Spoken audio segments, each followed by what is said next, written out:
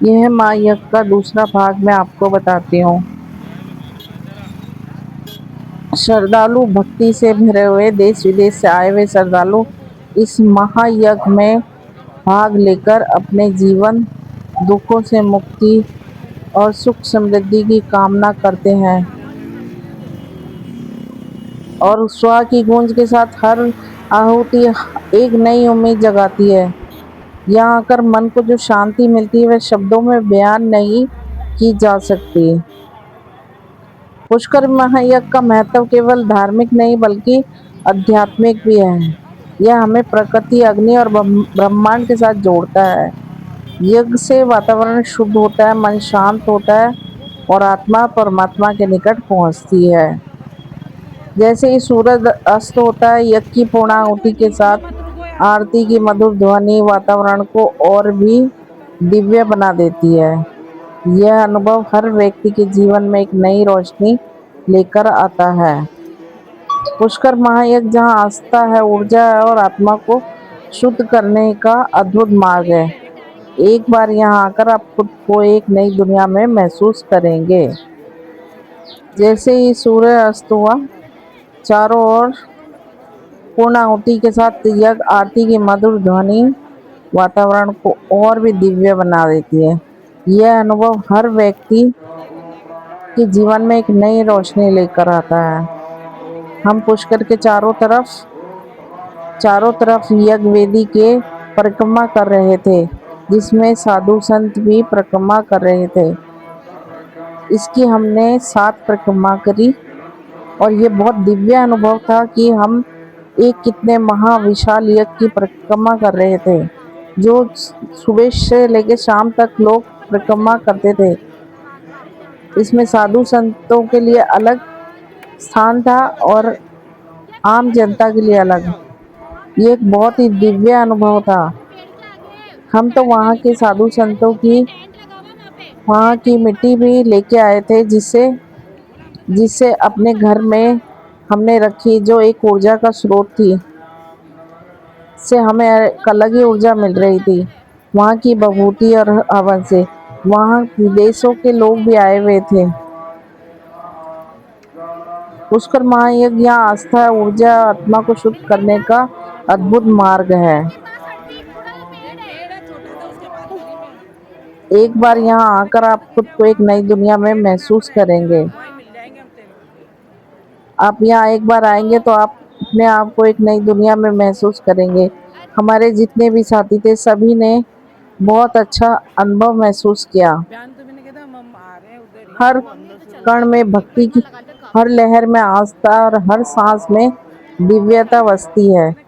यह आयोजित होने वाला पुष्कर महायज्ञ केवल एक अनुष्ठान नहीं बल्कि एक आत्मा को शुद्ध करने का एक दिव्य माध्यम है। हमने 5-7 परिक्रमा करने के बाद वहां से प्रसाद लिया और बड़े आनंद विभोर होकर के यहाँ से गए।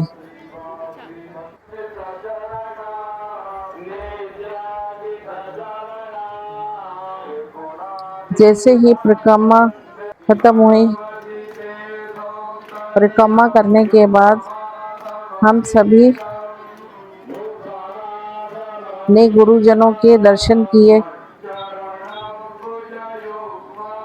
ये देखिए, ये परिक्रमा मार्ग है। हम सभी ने फिर गुरुजनों के दर्शन किए।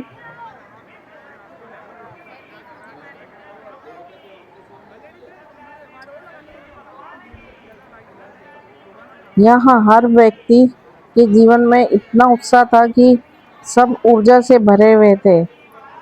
सबका अपना एक अनुभव था। हमें रात के 11 बज गए थे, लेकिन लग नहीं रहा था कि हम 11 बजे तक यहाँ पे हैं। हमें 11 बजे तक तो यहीं पर ही थे। हमने और भी देवी देवताओं के दर्शन किए। यहाँ खोल दो, रुक जाओ।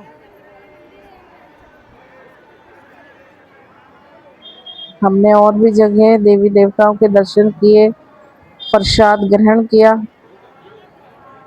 प्रसाद लिया हमने।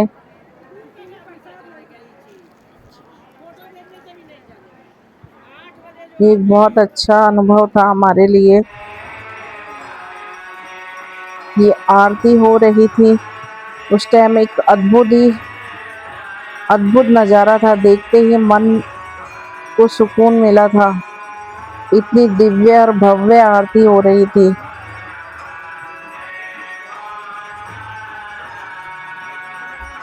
राजस्थान की पावन धरती पे यह हमने पहली बार देखा था, ऐसे दिव्य नज़ारा।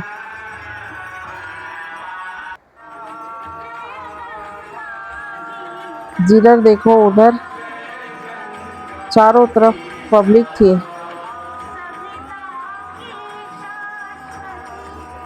यहाँ आके जो हमें शांति मिली उसको हम शब्दों में बयां ही नहीं कर सकते। इतना अद्भुत नज़ारा था। ऐसा विशाल यज्ञ मैंने पहली बार देखा।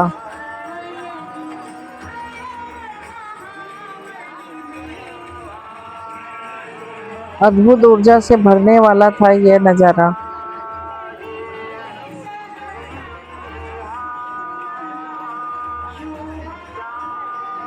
इतने बड़े बड़े विशाल पंडाल थे।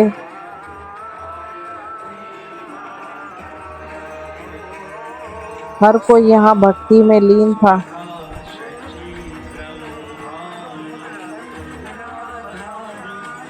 हर कोई बस उस हवन यज्ञ की परिक्रमा करना चाहता था। यह यहाँ आहुति देना नहीं है, यह हमारे भीतर के विकारों को त्यागने और सकारात्मक ऊर्जा को अपनाने का प्रतीक भी है। ये परिचरण महायज्ञ पहली बार राजस्थान की धरती पे हुआ है और ऐसे आयोजन और होने चाहिए।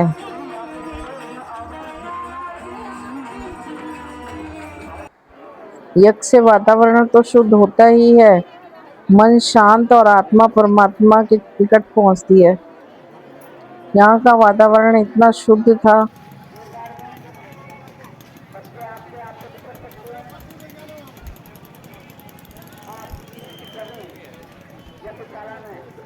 हमने अच्छे से दर्शन किए, यज्ञ परिक्रमा करी। ये देखिए यहाँ विदेशों से भी लोग आए हुए हैं। विदेशी लोग भी थे जो यहाँ परिक्रमा कर रहे थे।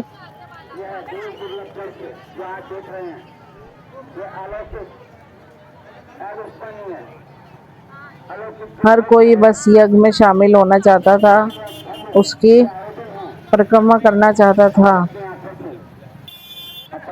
ये एक बहुत भव्य और विशाल यज्ञ था।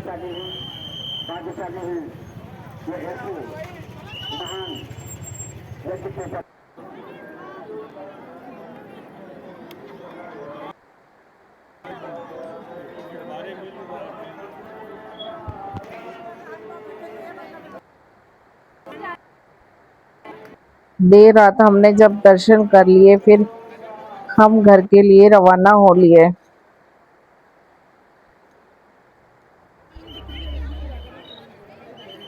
ये रही आगे थोड़ी। यह यज्ञ मेरे लिए बहुत यादगार रहेगा। बहुत अच्छा अनुभव था मेरा यहाँ यज्ञ में शामिल होकर के परिक्रमा करना।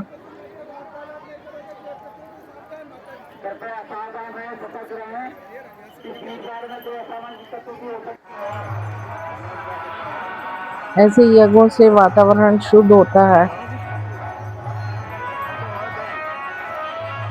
लाखों लोगों की भीड़ थी यहाँ पे।